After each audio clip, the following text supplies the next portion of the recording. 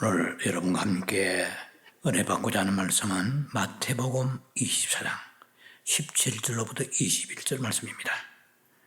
대환란 시대에 대한 2부의 말씀입니다. 제목으로서는 대환란을 어떻게 대처할 것인가 라는 말씀을 가지고 여러분과 함께 은혜 받기 원합니다. 말씀의 본문을 먼저 봉독에 올려드리겠습니다. 마태복음 24장 17절로부터 21절입니다. 좀 말씀이 문장이 깁니다만은 함께 말씀을 여러분들이 따라가면서 읽으시기 바랍니다. 지붕 위에 있는 자는 집 안에 있는 물건을 가지러 내려가지 말며 밭에 있는 자는 겉옷을 가지러 뒤로 돌이키지 말지어다. 그날에는 아이 뵌 자들과 젖먹이는 자들에게 화가 있으리로다. 너희가 도망하는 일이 겨울에나 안식이 되지 않도록 기도하라. 21절입니다. 이는 그때 큰 환란이 있겠습니다. 창세로부터 지금까지 이런 환란이 없었고 후에도 없으리라. 오늘 본문의 말씀에 의하면 이제 대환란이 되었습니다. 그런데 이 말씀은 직접적으로 유대인들에게 주시는 말씀입니다. 그런데 유대인만이 해당된다면 성경은 이렇게 썼을 거예요. 분명히. 잘 들어라 유대인들아. 너희들을 위하여 주시는 말씀이다. 이렇게 돼요. 그런데 미리 말씀드렸지만 이미 말씀드렸지만 이 감난산 설교, 올리브산 설교는 예수님의 제자들 앞에 두고 말씀하시는 거예요. 그러면서 종말에 대한 메시지를 전가하신단 말이죠. 그럼 제자들은 이중신분입니다. 제자들은 유대인들의 대표이면서 동시에 이방세계 교회의 대표 그러한 위치에서 말씀을 듣고 계세요. 듣고 있다는 것이죠. 자, 그래서 우리들에게도 이게 적용이 되는 말씀이라는 것을 여러분들 염두에 두고 말씀을 들으시기 바랍니다. 자, 그래서 본격적으로 교회에 대하여 주신 말씀을 들어가려면 마태복음 24장에 32절로부터 들어가야 됩니다. 그래 한 다음 주 한 2, 3주 후에 말씀이 나올 겁니다. 자, 지난 시간에도 우리가 대환란이 시작되면은 어떻게 대처해야 될 것인가에 대한 말씀이 첫 번째 나왔어요. 그게 바로 산으로 도망하라. 그러면 이 산이 어딜 것인가? 온갖 주석을 다 뒤져봐도 산에 대한 명확한 아무도 정확한 말씀은 없습니다. 그래서 제가 꼭 옳다기보다도 개연성이 많다는 것입니다. 이것은 호세아 2장에 나와 있는 광야인데 그것은 페트라성이라고 볼 수가 있다는 거죠. 지금의 요르단 쪽에 있을 거예요. 자, 그것이 광야로 피진한다 라는 적용을 해봅니다. 우리들이 그러면 똑같은 대환란이 시작되는데 우리는 그러면 어디를 피할 것인가? 이런 것은 제가 나중에 계속 말씀을 증가하면서 나누겠습니다.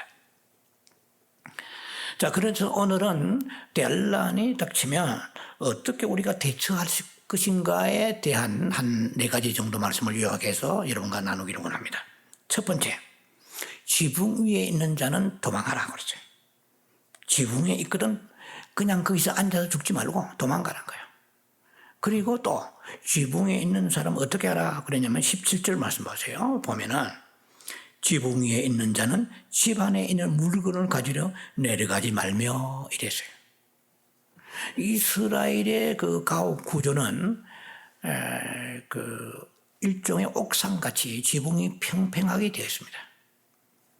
그런데 그 지붕 위에 올라가기 위해서 오늘날 같이 건축 공법이 발달하지 않았기 때문에 그렇겠지만은 집 안에서 옥상으로 올라가는 통로가 없어요. 문 밖으로 나가서 사다리를 타고 올라가야 옥상에 갈 수 있습니다. 그래서 그 옥상에서는 쉬기도 하지만 일도 하는 곳이에요. 근데 만약에 대환란이 일어나가지고 그래서 나타나서 엄청난 핍박이 시작되면 그런 소식을 듣게 되면 이 말이죠. 그런 조짐이 생기면 너희가 지붕 위에서 일하다가 집 안으로 내려가기 위해서 사다리를 타고 외부죠. 건물이라기보다 집 사다리를 타고 내려와서 집 안으로 들어가는 샘문이나 아니면은 집 안에 대문으로 이제 들어가서 물건을 가지러 나올 거야. 우리가 6.25가 일어났을 때에 아무리 급해도 피난 보따리라고 있습니다. 손에 들었건 어깨에 밀빵을 메었던 간에 피난 보따리가 있어요. 아무리 급해도 집에 들어가서 요새 말로 하면 세면 도구 정도는, 속옷 정도는 몇 가지는 챙겨야 될 거 아니에요. 기중품 같은 거. 근데 그런 시간이 없다는 거죠. 대환란이 일어나면 그만큼 촉박하다는 것입니다. 절박한 그런 상황 속에 있다는 것이에요. 그래서 지체할 틈이 없으니까 집안에 있는 거 뭐 챙길 시간이 없으니까 바로 사다리 타고 도망가라는 거죠. 지붕에 앉아 죽으라는 뜻이 아닙니다. 사다리 타고 내려와서 집 안에 들어가서 물론 이것저것 챙기면 시간 걸리잖아요. 그 정도로 긴박한 상황을 오늘 우리에게 깨우쳐주고 계시는 것이죠. 자, 우리가 대환란에 대한 것을 지난번에 잠깐 말씀을 나눌 때에 대환란에 대한 어떤 그 기간은 여러분이 다 알고 계실 거예요. 그리고 대환란의 그 범위, 소위 말하면 그거지 레인지, 스코프, 대환란의 그 범위가 어느 정도인가? 전 세상이죠. 물론 맞습니다. 그러나 이게 중요하기 때문에 또 한 번 더 리뷰하고 강조합니다. 대환란의 가장 핵심 타겟은 예루살렘입니다. 왜냐하면 저 그리스도가 거기에서 제3성전에 성전의 지성소에 앉아가지고 내가 하나님이라고 하기 때문에 하나님이 진노하시잖아요. 예. 자, 그래서 예루살렘이며 그 다음에 그 변방, 그 언저리, 혼툴레는 유다 나라 이스라엘 전체고, 그럼 이방의 나라들은 그럼 어디냐 말이에요. 이방의 나라, 그리고 이스라엘 제한 나라의 대환란의 핵심은 어디냐? 이것이 바로 가장 중요합니다. 이것은 로마 바티칸이에요. 계시록 17장에 보면 자세히 잘 나와 있습니다. 계시록 17장에. 음녀라고 나와 있어요. 이 교황청 음녀. 이 음녀는 수많은 성도들의 피를 마신다고 그랬어요. 피를 취한다고 그랬어요. 순교자들의 피를 취한다고 그랬어요. 음녀가 붉은 옷을 입어요. 자주옷빛 옷을 입어요. 이게 또 교황 생각나지 않아요? 그리고 많은 보석으로 장식하고 금잔을 손에 들고 지금 바티칸 교황청 그 밑에는 듣기로는 정확한지 모르지만 전 세계 검은 보화가 60% 이상이 있다고 할 정도예요. 엄청난 거기에 그보다 아는 비밀들이 있습니다. 자, 그런데 이 교황청에 바로 있는 그 자들의 이마에 큰 바벨론이라 비밀이라 그래. 우리는 지금 교황청에 대해서 잘 모르잖아요. 근데 거기 주님 보실 때는 큰 바벨론은 하나님을 대적한 거잖아요. 바벨탑을 쌓았던 바벨론. 그러니까 이것은 마지막 때에 하나님이 심판하시는데 저 그리스도에 의하여 사실은 먼저 무너지는 것이 종교가 유대 종교와 그리고 캐톨릭입니다. 캐톨릭은 알고 믿어야 돼요. 연구를 해보면 성경에 나와 있어요. 계시록에 바로. 그래서 이건 큰 음료예요.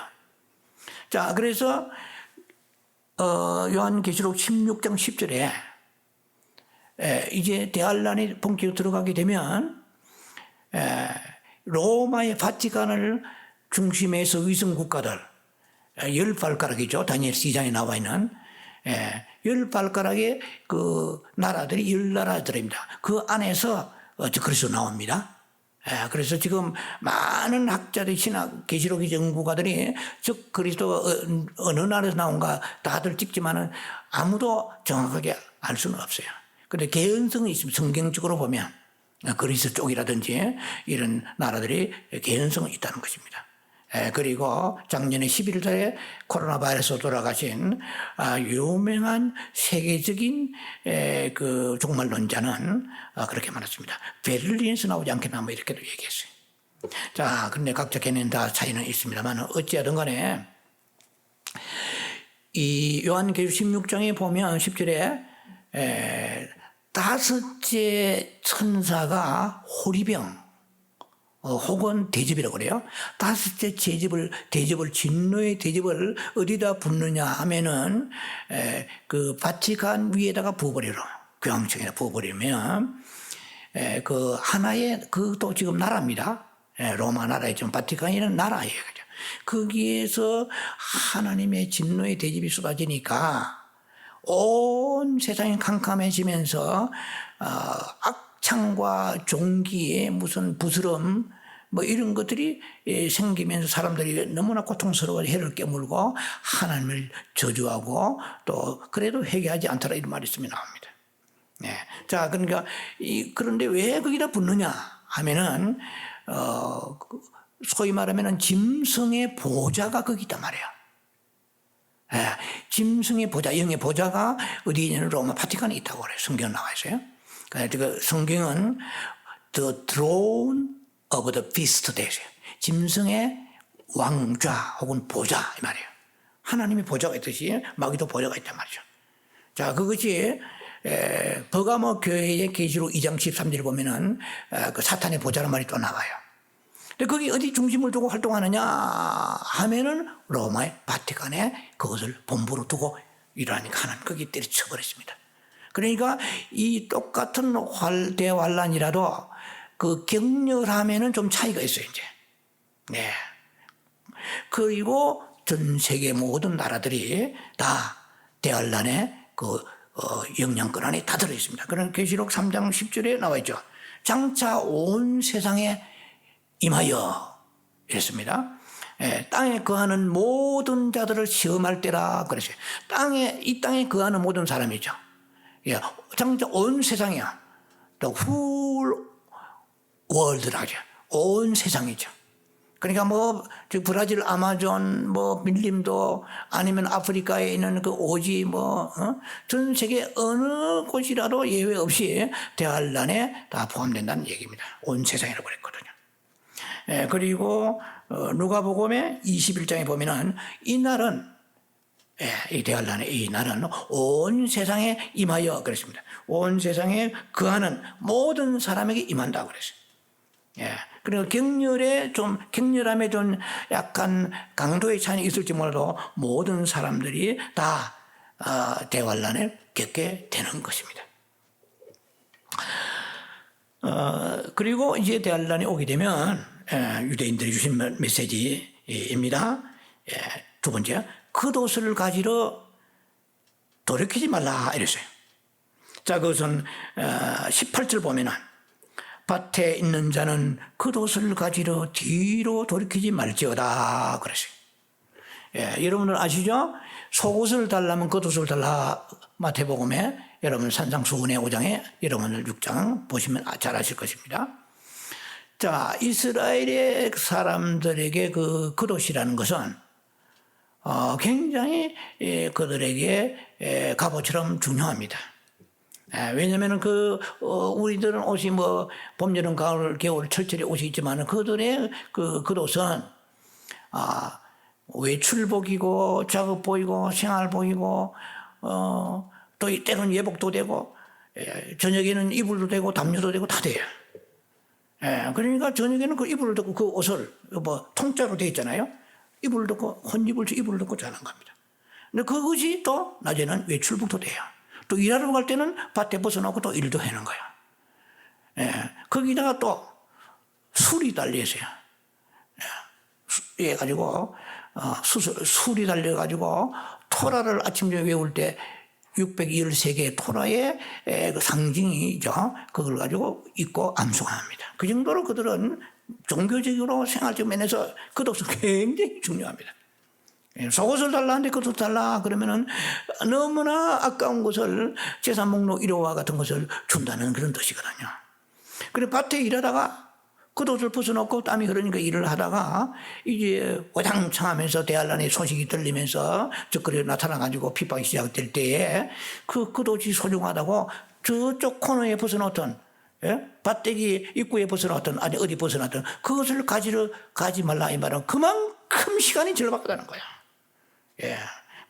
이 정말 1초를 다투는 이런 시간이 그들에게 있다는 것이 주어진다는 것입니다.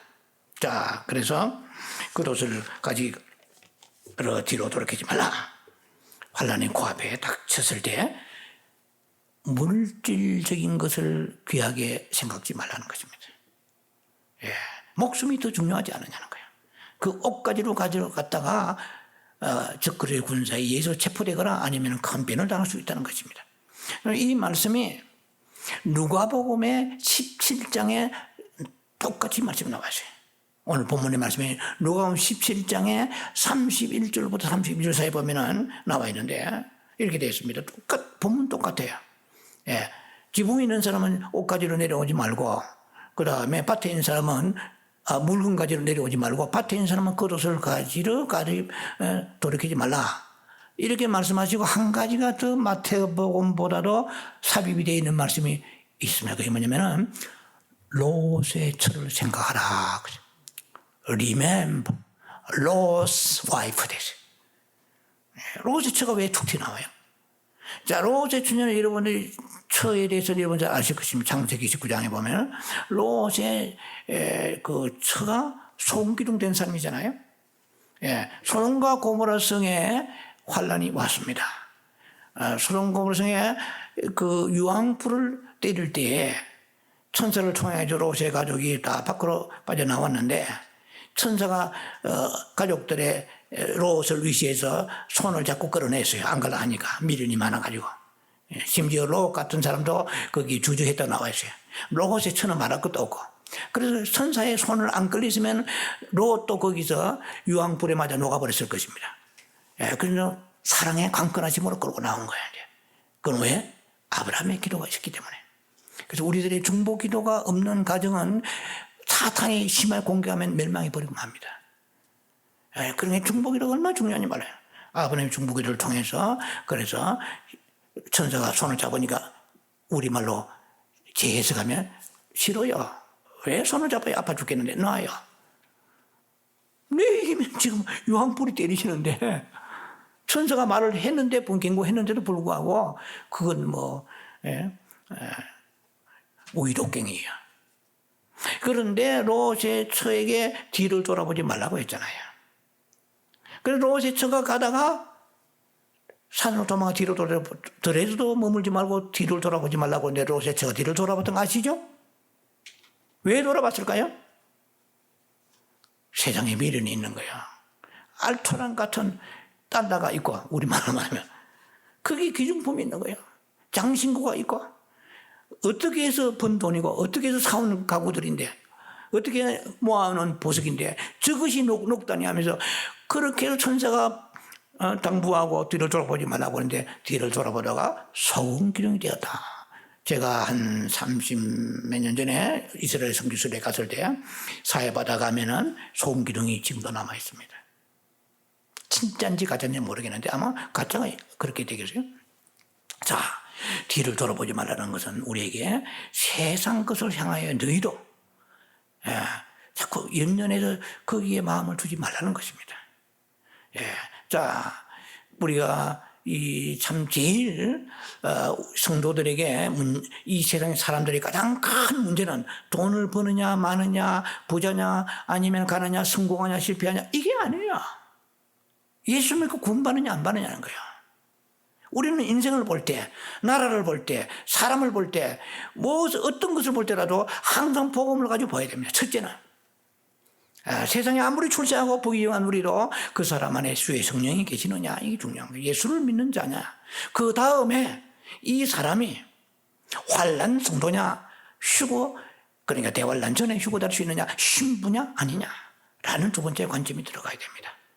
자, 이것까지 이제 우리가 들어가서 신앙의 길을 모색해 가야 하는 것이 바로 우리 교회 생활입니다. 그걸 우리가 성화된다 뭐 여러 말이 많아요. 영적 성장한다 하지만 결국은 거기서 어디서 그 결과가 나느냐 합격자 발표가 나듯이 나느냐 하면은 대환란을 중심에서 나는 겁니다. 이건 구원은 상관이 없어요. 예수 믿고 구원받는 상관이 없어요. 대환란을 거쳐서 환란 정도냐 아니면 대환란 전에 올라가느냐 중요한 것입니다. 자, 그거는 제가 거의 마무리될 부분에 잠깐 말씀을 좀 나눌 것입니다. 자, 그래서 우리는 이 세상에서 아무리 귀하고 아까운 것이라도 내려놓는 훈련을 지금부터 해야 돼요. 예, 이게 바로 이게 다 버리라는 뜻이잖아요. 뒤로 돌아보지 말라는 것은 다 그 미련 갖지 말라는 거야. 연연하지 말라, 애착심을 가지 말라. 지금 네 목숨이 더 중요하지 않느냐. 그야말로 우리가 휴고되어 주님에 올라갈 때 우리가 아끼는 거 하나도 가져갈 수 있겠습니까? 자, 우리가 버리는 준비를 해야 되는데, 버리는 것은 쓰레기통에 버리는 게 아니에요. 예. 언제 버리냐가 중요한 거예요, 또. 지금 버리냐, 나중 버리냐, 아닙니다. 결국 버릴 거예요. 예, 결국 버릴 건데, 바로 열처녀 비유도 앞으로 25장 들어가면 거기에 또 말씀을 나눌 것입니다만은, 그 기름을 언제 채우느냐 중요한 거야. 채우느냐가 중요한 거 아니고 시기가 중요한 거야. 지금부터 우리는 버리는 훈련을 해야 되는데 그냥 버리는 쓰레기 버리는 것이 아니라 심는 훈련을 해야 된다는 거죠. 예, 그 심는다는 것은 구제와 선교, 아버지 나라를 위해 심는 것입니다. 은밀하게 심는 것이 있어야 돼요. 하나님 앞에.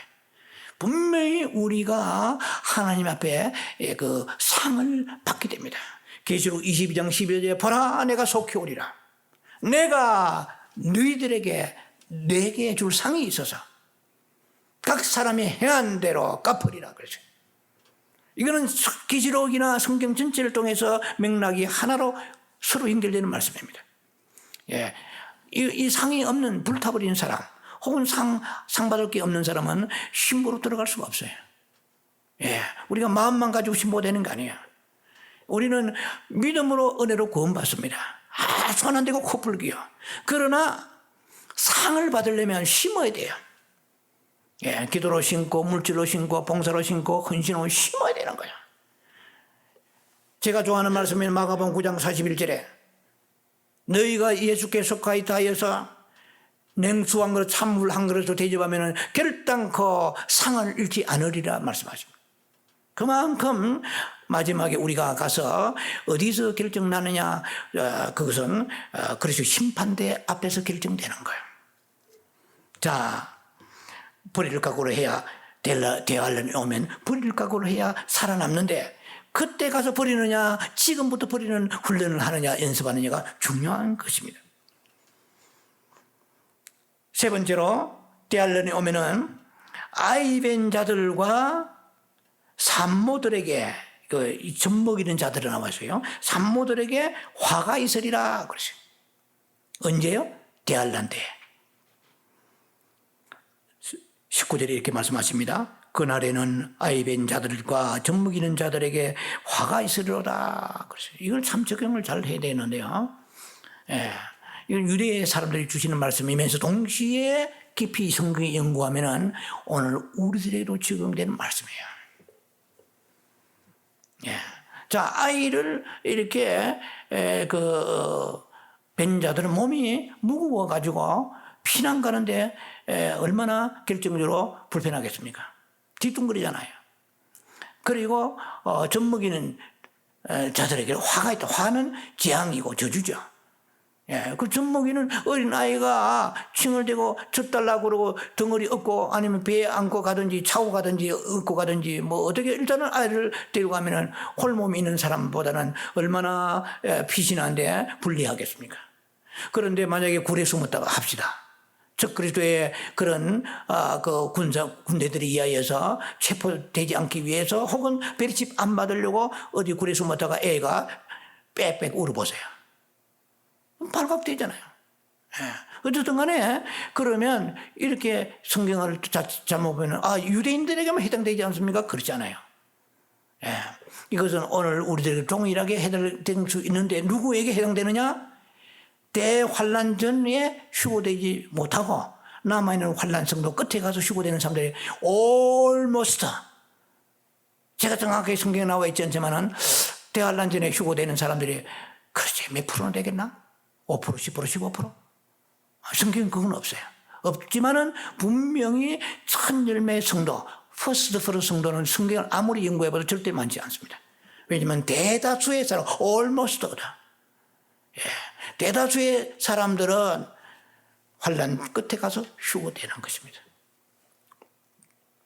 자, 성경에서요, 어떤 한 선지자에게 너 절대로 결혼하면 안 돼, 애도 낳으면 안 돼, 한 사람의 선지자가 있습니다. 에레미야입니다. 에레미야 16장 2절에 보면 하나님께서 에레미야에게 너는 거기서 네 처를, 네 아내를 취하지 말고 자식 새끼들, 아들 딸도 두지 말라, 결혼도 하지 말고 자녀도 두지 말라는 말씀이 나와 있습니다. 그러면 우리 이렇게 생각합니다. 그건 에레미야 시대고 뭐 그렇지 않아요. 성경을 자세히 보면은 예표란 게 있습니다. 성경은 다 예언적인 말씀으로 복선으로 깔려 있습니다. 이중적 예언이 많아요.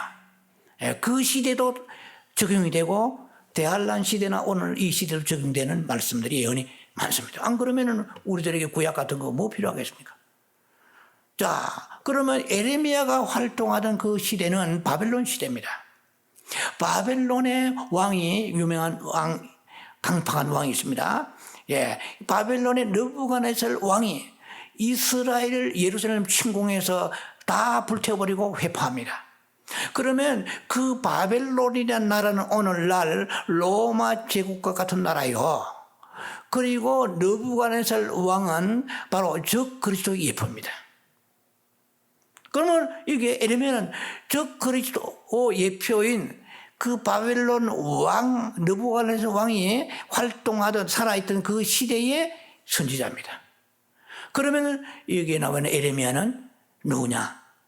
라고 해석을 할 수 있냐? 이 시대에 바로 대환란 때에 유대의 남은 자들과 1차로 휴거되지 못하고 첫 열매 이기는 자로 휴거되지 못하고 휴거 성도로 남은 자들의 예표입니다.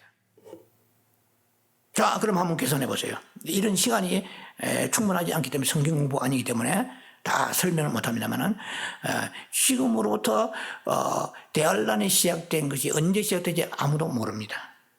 그러나 우리는 그 징조를 보아서 아침에 해가 뜨고 저녁에 오후에 석양이 지게 되면 알듯이 이 시대도 너희가 분별하라고 말씀하세요. 돌아가는 세상 행편꼴을 보면 딥스라든지 이 적그리 세력에 의해서 돌아가는 세상을 보면 오래 결코 남지 않았다는 걸 알 수 있습니다. 이 정도 타락했으면 됐지 더 이상 놔두면 더 타락하는데, 천인공노할 그런 세상에 알지 않은 타락한 것이 지금 너무나 많이 엄밀한 죄들이 너무 많습니다. 말할 수 없이 악한 자들이 온 세상에 횡행하고 있는 이 시대에 하나님이 계속 두고 보시겠어요? 그러면 더 많은 선한 피해들이 생기는데 끝에 다 온 거야 이제. 그래서 제가 자주 얘기합니다. 오늘 저녁에 잘 밥 자시고 집에 돌아가서 저녁에 참 이제 지치 말로 갈 때에 대환란이 시작될 수 있습니다. 막는 것이 있어. 데살로니가 우서 막는 것이 성령께서 지금 잠깐 우리를 아직 구원받지 못하고 준비가 안 돼 있으니까 막고 있어 지금. 지금 이 좋은 세상이 잘 먹고 잘 살고 있는 것이 아니고 준비하라고 막고 있다 이 말입니다. 너무나 준비가 안 돼 있다는 거예요. 목회자들도 성도들까지 한결까지 준비가 돼 있을 거 아닙니까? 그래서 7년 환란이 시작되면 처음에는 약간 평화로운 시대가 있으니까 뭐가 바짝 해가지고 살기 좋은 세상이 오는 것 같아요. 다니엘서 9장에 24, 27 이런 누누이 말씀드립니다. 72일에가 있어요. 그래서 69일에까지 이루어졌어요. 남은 2000년 동안에 한 일이 이루어지지 않았습니다. 그래서 마지막 7년이 한 일이 이게 하면은 세상 끝나버린 거예요. 완전히 크로즈 종말이는 거예요. 이제 진짜 종말이거든요. 그런데 오늘 저녁에 시작되는 거라면 한번 생각해 보세요. 7년이라는 그 세월 금방 갑니다. 그럼 이제 오늘 만약에 자녀가 있다. 7살이잖아요. 7년 후에는. 그럼 아니 오늘이 아니다 칩시다. 오늘 저녁이 아니다 칩시다. 한 5년 뒤에 지나 칩시다. 5년 뒤에 자녀를 낳았습니다. 그러면은 죄송합니다. 5년 뒤에 지금 자녀 낳아가지고 5년 뒤에 대환란이 있단 말이에요. 환란이 들어갔다. 그러면 12살이잖아요. 무슨 계산을 좀 해봐야 될 거 아니에요? 그러면 우리의 후손들이 신앙을 믿음을 지켜서 천일매 될 수 있는 믿음에 지킬 수 있는 것을 누가 보장하겠냐는 거야. 지금 인터넷 세상이니까 여기서 영상 예배드리면 지금 교회도 잘 안 나려고 하는 시대예요. 믿음이 자꾸만 침체되지 상승하지 않는 시대입니다. 사탄이 오는 사자같이 산길을 찾아다니고 밀가부를 까부는 시대에 믿음이 더 상승해요. 우리의 선조들이요 훨씬 더 많이 순교했고 믿음을 지켰습니다. 지금은요 그만큼 한마디로 경건의 생활이 짭으로 침체되고 있는 시대입니다. 그러한 것을 우리 여러 가지로 생각하며 기도해야 됩니다.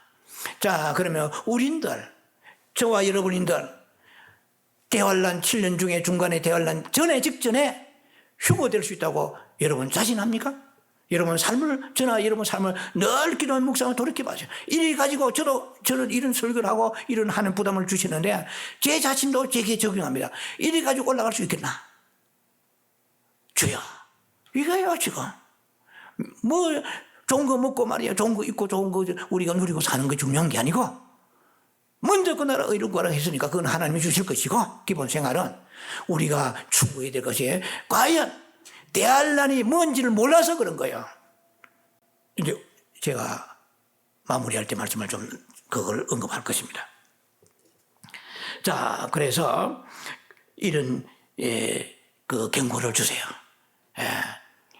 그래서 여러 가지로 우리가 적용하면서 그 유대인들에게 해당되는 말씀이 이러면 마무리를 짓지 말아야 됩니다. 네 번째, 자, 이런 일이 겨울이나 안식일이 되지 않도록 기도하라 그랬어요. 이게 겨울이나 안식이 되지 않도록 해라 하지 않고 기도하라 그랬어요. 이것은 뭐냐면 하나님이 역사하시면 항상 기도를 통해서 일을 하세요. 왜 그러냐? 믿음이 있어야 기도하거든요. 거지가 하나 동냥하더라도 줄 것이다 믿음이 있어야 밥그릇을 내놓을 거 아닙니까? 이 믿음이 있어야 하나님 앞에 나아가는 자는 히브리서 여러분 11장에 6절에 하나님 믿음이 없이 하나님을 기쁘시게 할 수 없어요? 믿음이 없이 기쁘시게 할 수 없는 거예요. 성경을 많이 아는 게 중요한 거 많이 아는 게 중요한 거 아니라 그 말씀을 믿는 게 더 중요하잖아요. 믿는 자는 하나님이 살아계신 것과 그가 상 주시는 일만 믿어야 한다고 그랬거든요. 자, 그래서 우리가 믿음이 그만큼 깔려있지 않냐고 신앙생활하는 것은 그것은 바리새적인 믿음이고 이론적 신앙이 끝난 것입니다. 그건 죽은 믿음이에요. 산 믿음이 아닌 거예요. 자, 그러면은 도망하는 일이 이렇습니다. 산으로 도망하는 일이 겨울이나 안식일 되지 않도록 하라. 겨울이는 뭐 알다시피 이스라엘 성지순례 가보니까 이스라엘의 겨울이는 우기입니다. 지금 우리 필렌 지방 이런 데도 겨울 돼야 비가 옵니다. 겨울에는 우기요. 우리는 한국에는 여름에 비가 오잖아요. 겨울에는 일단은 춥고 또 우기기 때문에 비 오는데 칠칠거리고 산에가 도망가서 야영하기도 힘들고 여러 가지로 굉장히 불리한 조건이죠. 음식도 구하기 힘들고 물도 구하기 힘들고 겨울이나 안식일 되지 않도록 기도하라 그랬어요. 안식일. 이스라엘 사람들은 안식일하면 목숨 거는 사람들입니다. 가장 큰 절기 중에 하나잖아요. 안식일. 이 안식일을 너희가 환란에 맞닥뜨리지 않도록 하라 그러죠. 안식일의 말 나오는 보니까 유대인이 주신 말씀은 틀렸구나라고 이제 일단 해석할 수 있죠. 자, 그러면 이 안식일 날은 규정이 아주 강해갔다 했어요. 1.4km 정도, 약 우리 말을 하면은 마일수로 1마일도 못 돼요. 1마일이 1.6km잖아요. 6km인데 1마일도 못 가가지고 거기 딱 서야 돼요. 자, 이스라엘 사람들은요, 이 율법을 지킨 사람들은 우리가 상상할 수 없을 정도로 그들은 거기에 경도되어 있고 깊이 연루되어 있는 사람들입니다. 목숨을 끊는 사람들이에요.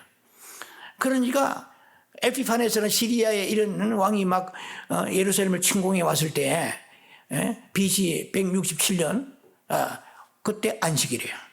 우리나라 6.25가 일어날 때도 일요일이잖아요. 우리말로 주일이죠. 주일날 아침에 그런 일이 일어나죠. 다 병사들 휴가 가고 남아있는 병사들은 빨래하고 워카 말리고 전부 휴식하고 정부 치고 뭐 야구 탁구 배구 하고 전부 다 막 이럴 때 공산당이 6.25에 일요일 내려왔잖아요. 주일날. 그런데 특히 이스라엘에서 이 안식이라는 것은 절기를 철저히 지키는 날이기 때문에 이 날은 꼼짝없이 당한다는 것이죠. 자, 그래서 너희는 결코 안식이 되지 않도록 기도하라. 알아서 해주시겠지. 이렇게 생각하지 말란 거죠. 기도하라는 겁니다. 그런데 여기에서 도망하는 일이 이 도망이라는 말이 영어로 FLEE예요. flee예요. 그리고 FLIGHT, flight예요. flight라는 것은 뭐 다 아시죠? 비행기라는 뜻이잖아요. 비행기라는 뜻도 있지만 여행이라는 뜻도 있고 도피, 도망이라는 뜻도 있어요. 그러니까 이게 참 그 언어의 뉘앙스가 우연인지는 모르지만은 도망하는 일이 이 플라이트예요. 그 뭐가 연상됩니까? 비행기가 연상되잖아요. 그럼 요한계시록 12장 14절에 보면은 너희가 이 여인들 그럼 믿음의 사람들이죠. 신구약의 믿음의 자녀들입니다. 이 여인들이 광야로 독수리 두 날개를 입어. 자, 두 날개 어디예요? 진짜 독수리 탈까요? 프라이트. 이건 이제 적용을 해보는 것입니다. 절대적인 게 아닙니다.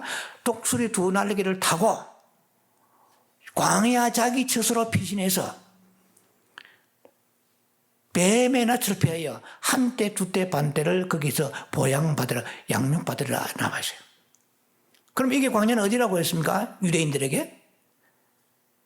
이제 호세 2장을 통해 볼 때 이것은 바로 아까 제가 말씀드린 그 성이죠. 페트라 성입니다. 어떻게 가겠어요? 비행기 타고 간다 이 말이죠. 비행기는 안식일에 안 떠요. 말이 되나요? 안 되는 모양이다.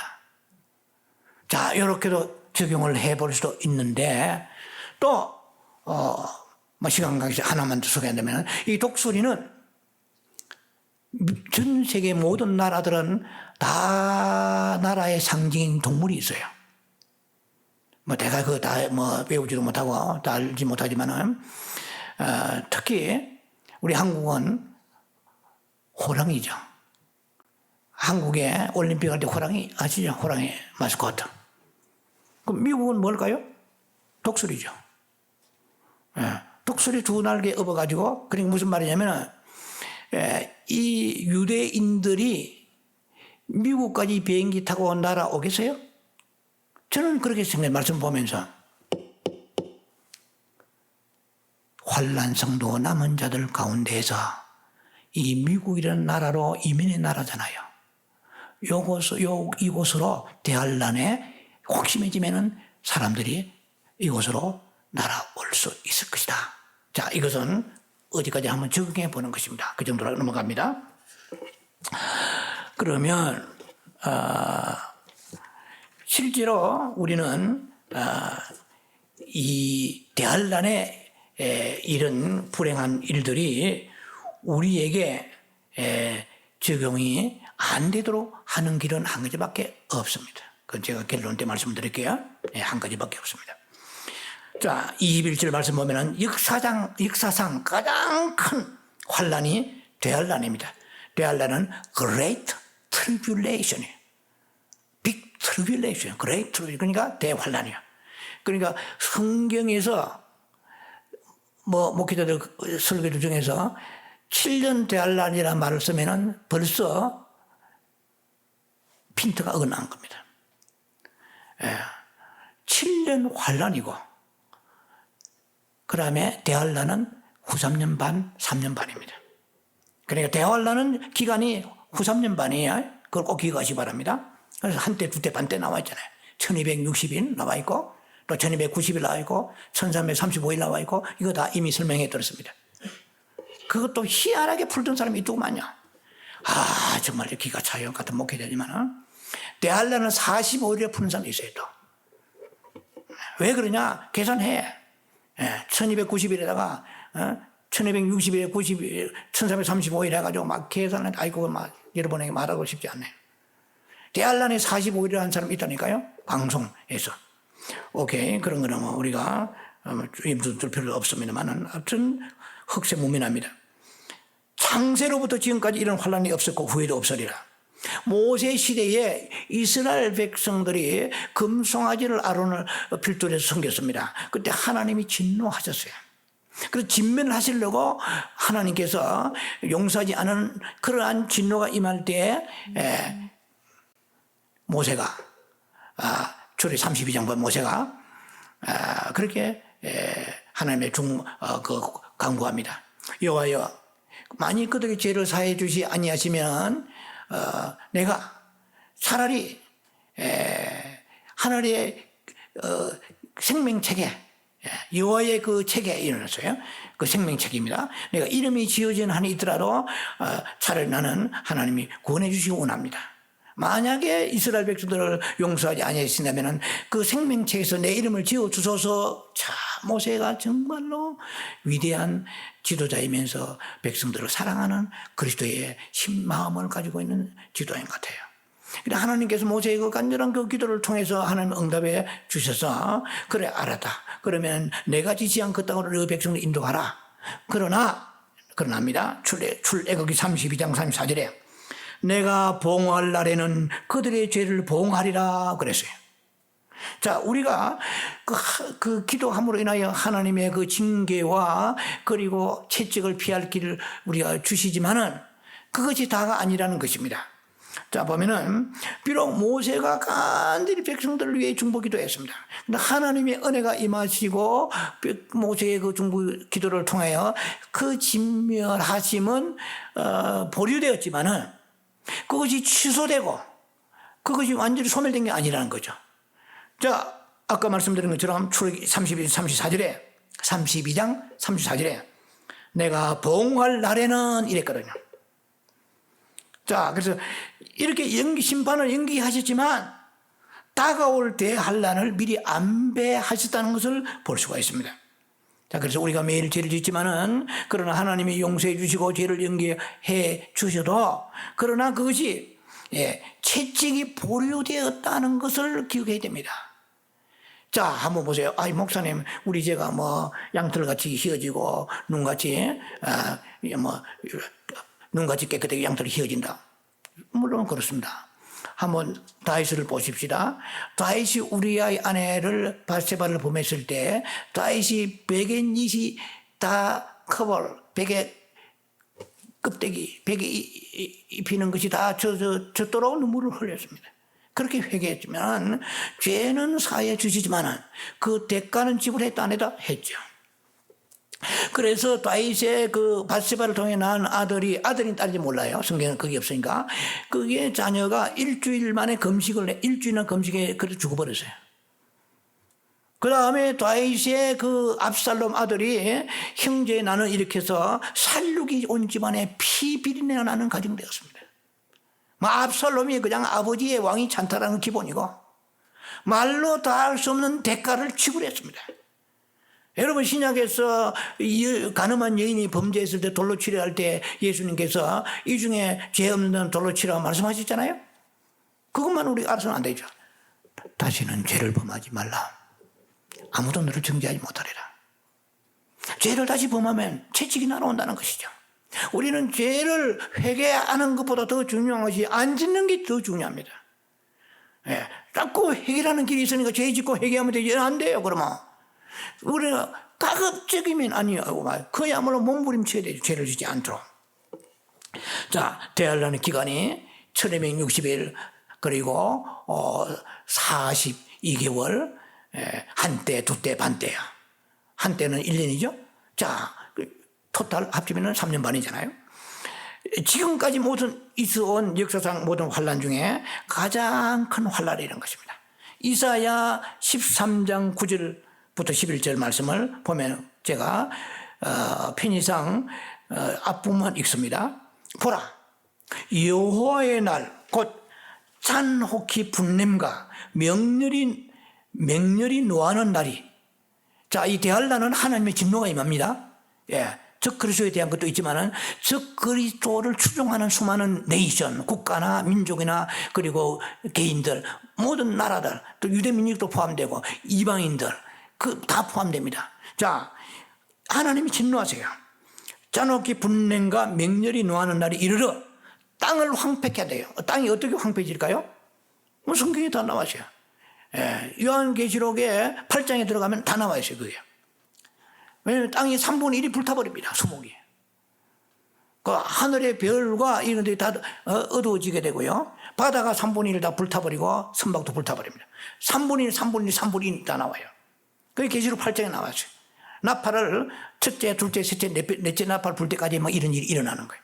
막 땅이 황폐해집니다. 자, 땅을 황폐케 하여 죄인들을 멸하리니 그랬어요. 하늘의 별들과 이랬어요. 별무리가 빛을 내지 아니하며 해가 돌아도 어두우며 달이 그 빛을 비추지 아니할 것이라 그랬어요. 제가 미국 캘리포니아에 지금 25년, 26년 살면서 여러 차례 여러분도 아마 경험을 했겠지만은 큰 화재가 산불이 날 때 시내까지 막 오르니 카운티까지 막 들어왔잖아요. 그냥 불타고 하니까 나중에 모든 그 매연과 막 이런 것들이 하늘로 올라가니까 일종의 재와 막 이런 것들이 섞여가지고 대낮인데 태양은 떴는데 붉은 태양이 검은 태양 되더라고요. 그게 우리는 그런 걸 보면은 두려움을 느낍니다.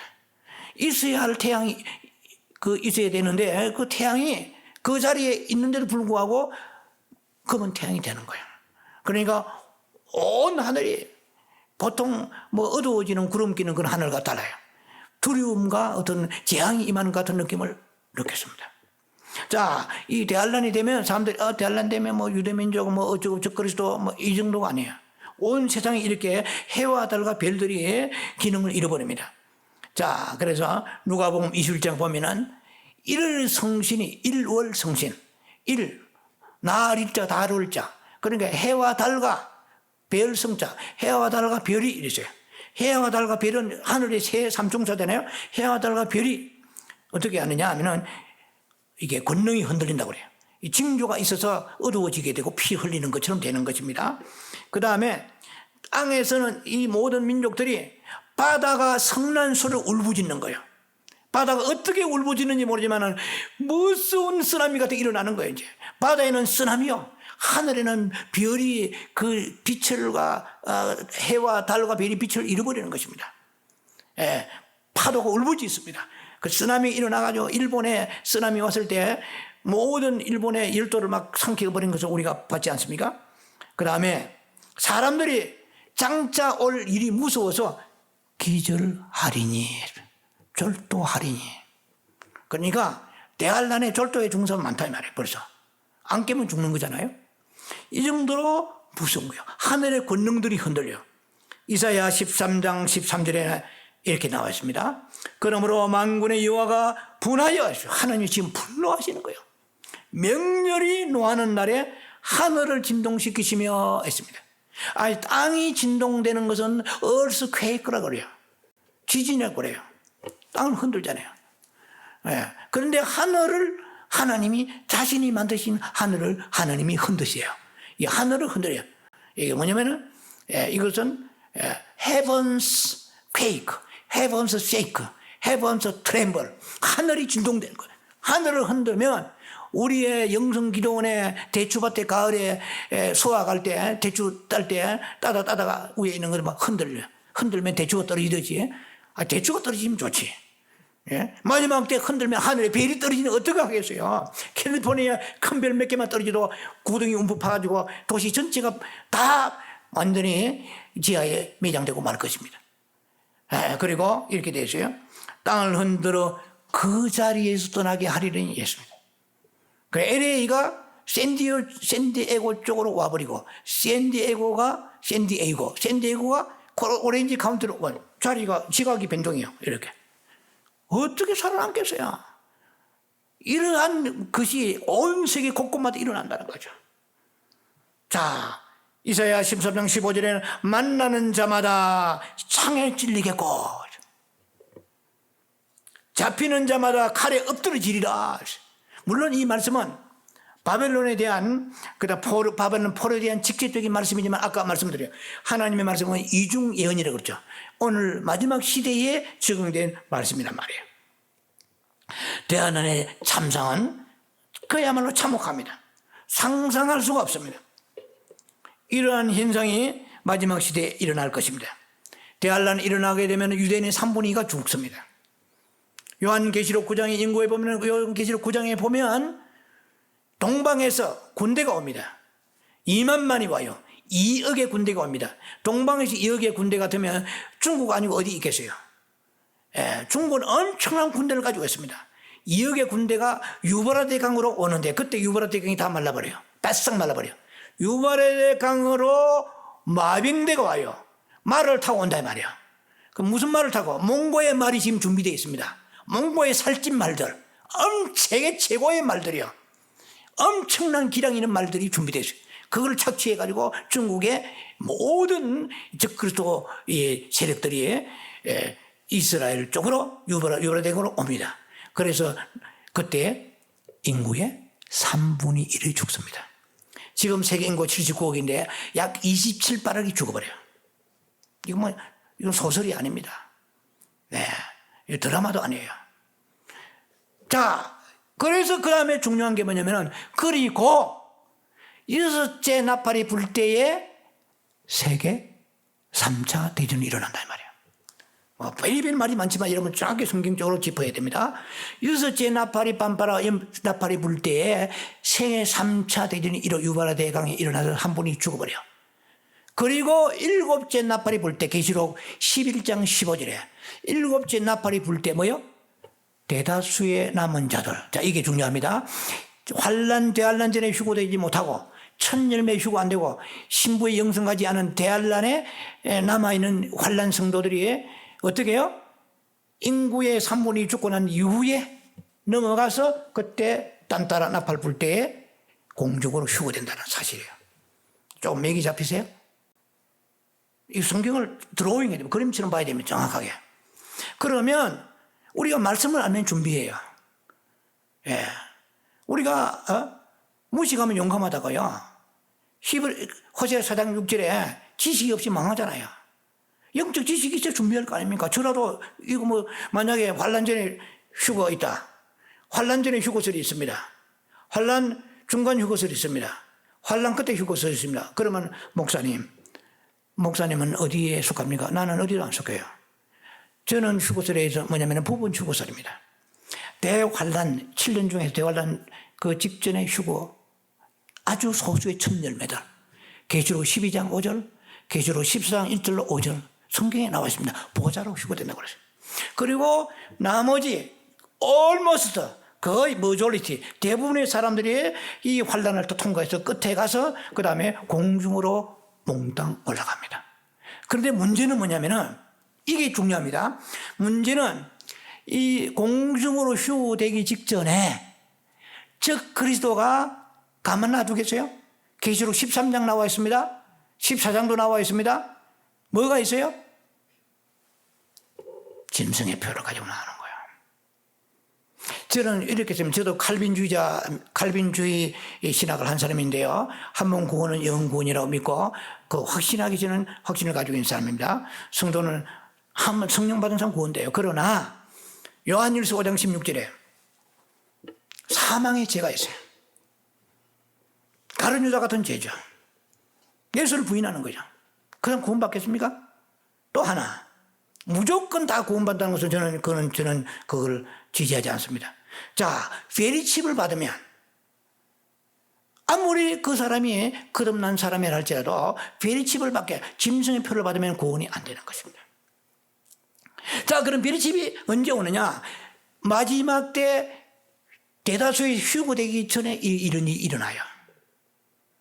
그러면 짐승의 표 안 받는 길은 짐승의 표가 등장해 세 가지의 카인드로서 세 가지의 종류밖에 없습니다. 짐승의 표를 안 받기에 도망가든지, 그 다음에 두 번째 짐승의 표를 도망가 어디 숨든지, 그 다음에 짐승의 표를 받든지, 받으면은 매매가 되잖아요. 음식도 사고 그 다음에 기름도 넣고 살아야 될 거 아닙니까? 그 다음에 안 받고 목이 잘리든지. 이게 어디 나오냐? 계시록 15장, 계시록 20장에 나옵니다. 목 잘린 사람 나와요. 어디에? 대환란 때. 자, 우리는 그럼 환란 전에 휴고된 사람들은 이제 지켜보겠죠. 휴거에 공중에서. 그러나 대다수의 사람들은 이걸 통과해야 돼요. 이거 뭐 목사고 선교사고 성도고 없어요. 대다수 시험대에 내려간다는 거예요. 그러면 우리는 무엇을 선택할 것인가요? 성경에 나왔습니다. 자, 그러면 한 번 구원은 영구원이라면 대다수의 휴거될 때에 되기 전에 베리치 받아버린 사람은 하나님이 그러면 우리한테 거짓말하고 있어요? 뭐라고 되어 있냐? 계시록 14장 9절로 11절에 요약하면은 진노의 포도주를 마시고 있어요. 그때에 잘 들으세요. 그때에 짐승의 표 받지 마라, 머리에 이마에 받지 마라 하고 누가 해요? 천사가 말합니다. 성경 자세히 보세요. 천사가 말은 급하니까 짐승의 표 받으면은 이 말이에요. 어떻게 해요? 진노의 포도주 마시고 불과 유황으로 고난받고, 불과 유황으로 고난받는 것이 뭐 우리가 뭐 한국의 뭐 유성 온천이라든지 이게 뭐 엘니뇨 온천 해가지고 뜨근뜨근하고 몸에 피부병 고치고 이런 거 아니에요. 이거 지옥이에요. 무슨 뭐 담에 결려가지고 말이야 신경통 있어가지고 몸 푹 담그고 그런 게 아니에요. 불과 유황, 성경의 불과 유황은 이것은 고난받고 이것은 바로 지옥을 말합니다. 그 예수 믿고 안 믿고는 상관없이 받으면 안 된다는 얘기 아니에요? 내가 아무리 해석해도 이거요. 받아도 성령 받은 사람은 괜찮다는 말이 없어요. 내가 볼 때는. 이 사망의 죄 아니에요? 고난의 연기가 세세토록 올라간대요. 세세토록. 이거는 뭐냐면 에버라스팅, 계속해서 올라가는 거. 이건 지옥 아니면 웬만한 캘리포니아 산불 나도 아무리 해도 꺼져요. 몇 달 뒤에 끄더니 세상이 끄덕끄덕 세세토록 에버라스팅 영원토록 올라가는 거예요. 그 다음에 누구든지 밤낮 쉬지 못하리라. 밤낮 쉬지 못하는 것이 영원히 계속되는 것은 지옥밖에 되어 있겠습니까? 자, 그러면은 우리가 참 대환란에 남아서 이 통과를 해야 된다는 것은 어처구니 없는 그 영적 현실이 기다리고 있는데, 오늘 주님이 안 오시고 시간을 인정해 주는 것은 깨어서 기도하고 준비하면서 세상에 있는 것을 조금씩 내려놓기 시작하고, 그리고 우리의 성품에서부터 성화될 그런 모습을 가질 뿐만 아니라 주님 앞에 나와서 믿음을 이렇게 지켜나가는 그런 성도가 되기를 원하여서 다음 시간에 그 말씀을 드릴 거예요. 그러면 대환란에 들어가지 않기 위해서 어떻게 신부에 대해 영성을 준비할 것인가를 다음 시간에 또한 요약해서, 이것이 너무 중요한 것입니다. 그래서 여러분들이 감당하려면은 여러분들이 대환란을 선택하시고, 그렇지 않으면 우리가 주님 앞에 나와서 천열매 이기는 자 휴거되는 성도가 되기를 위해서 주님 앞에 나와서 날마다 깨어 기도하면서 준비해야 됩니다. 만약에 대환란에 남는다고 그러면은 비리칩 받으면 안 됩니다. 믿음 지켜야 됩니다. 순교에 결단해야 됩니다. 두 갈래밖에 없어요. 자, 그럼 우리는 어디에 운명에 속하는지 구원은 됩니다.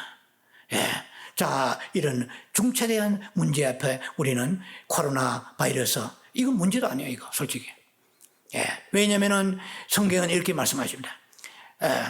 분명히 이렇게 말씀해요. 계시록의 14장에 지금 이후로 죽는 자가 복이 있다. 제가 성경을 나름대로 연구해 봅니다. 이게 여러 가지 의미가 있지만, 차라리 지금 예수 믿고 구원의 확신이 넘치면 죄 좀 덜 득해지고 대환란에 들어가서 첫 열매 쉬고 안 된다면 지금 죽는 게 복이 있어요. 어디에? 계시록 14장 13절. 지금 이후로 죽는 자는 복이 있다고 그랬어요. 그래서 우리가 지금의 예수 믿고 거듭난 사람이 죽는다면 참 부럽다. 참 잘 죽는구나. 뭐 저주가 아니라 성경적으로 볼 때 대환란의 성도가 아니란 얘기죠. 그러면 한 가지 초이스밖에 없어.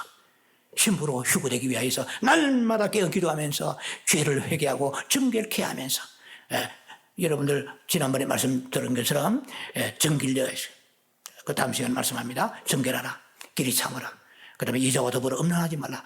저거 지금 세상을 살아가지 말라는 뜻이요. 여자는 세상이거든요. 이런 준비를 하기 다음 시간에 다시 한번 응축해서 마지막 때 우리 준비하는 코로나 이거 아무것도 아니에요. 이렇게 준비한 사람들을 주님께서 함부로 코로나 걸리게 하시겠습니까? 그러나 의를 구하라. 그럼 모든 걸 더하시리라. 하나님 앞에 믿음을 가지는 마지막 때 아름다운 성도 여러분 되기를 주의 이름으로 축원합니다.